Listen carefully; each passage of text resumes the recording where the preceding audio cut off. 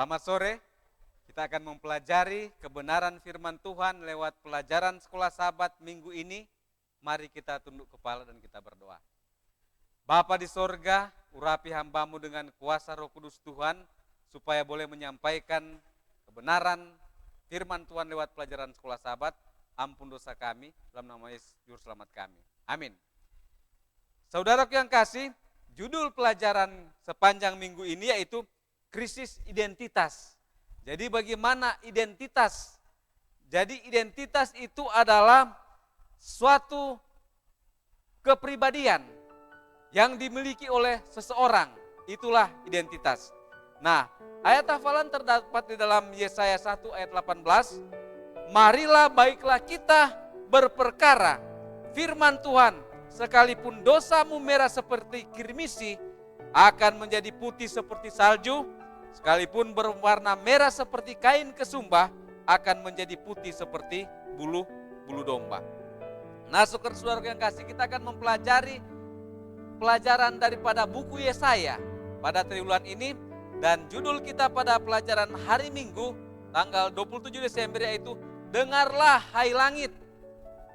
Saudaraku yang kasih, pada saat kita membaca sepintas tentang judul ini, kita mungkin berpikir bagaimana langit bisa mendengar. Tetapi di sini kita ketahui latar belakang. Nabi Yesaya, dia memperkenalkan dirinya dengan menyatakan bahwa dia adalah anak daripada Amos. Kemudian sumber pekabarannya adalah sebuah penglihatan, dan topik pembahasannya itu adalah Yudea dan ibu kotanya Yerusalem selama pemerintahan 4 raja. Nah, ada 4 raja, yaitu Raja Usia, Raja Yotam, Raja Ahaz, dan Raja Hizkia. Nah, selanjutnya di sini dinyatakan bahwa pada saat kita membaca buku Yesaya pasal 1 ayat yang kedua, maka di sana dinyatakan bahwa langit dan bumi itu adalah menjadi saksi. Jadi menjadi saksi karena langit dan bumi itu adalah ciptaan Tuhan.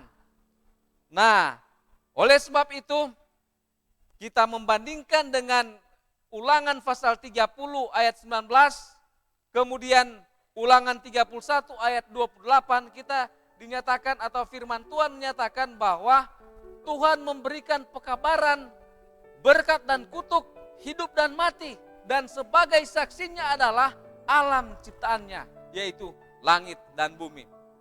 Dan saudaraku yang kasih, karena bangsa Israel, bangsa Yehuda, pada waktu itu mereka menolak pekabaran yang disampaikan oleh para nabi.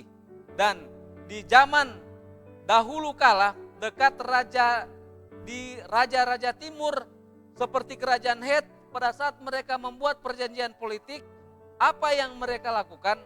Mereka menyatakan bahwa di alam semesta ini ada raja-raja.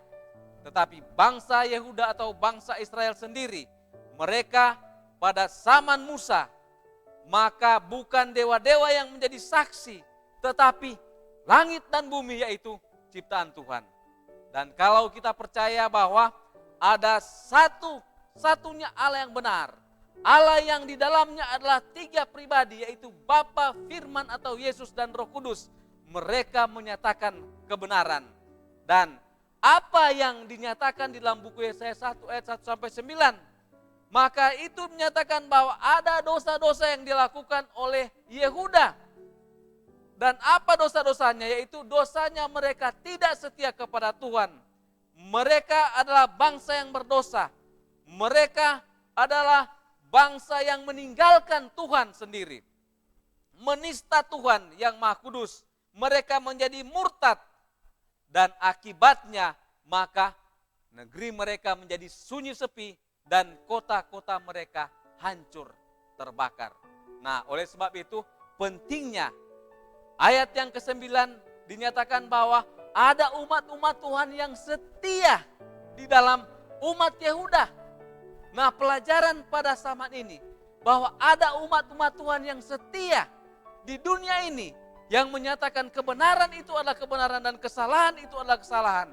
Dosa itu adalah dosa dan kebenaran itu adalah penurutan kepada hukum Tuhan. Dan umat yang sisa itu adalah gereja Masih Advent hari ke-7. Kita berbangga, kita boleh menjadi bagian di dalamnya, dan biarlah kita setia kepada Tuhan. Jangan kita murtad, jangan kita meninggalkan kebenaran. Pertahankan dan pegang terus kebenaran itu, maka itu yang akan menyelamatkan kita. Kiranya Tuhan memberkati kita pada sore hari ini. Pelajaran ini saya bawa di dalam nama Yesus. Amin.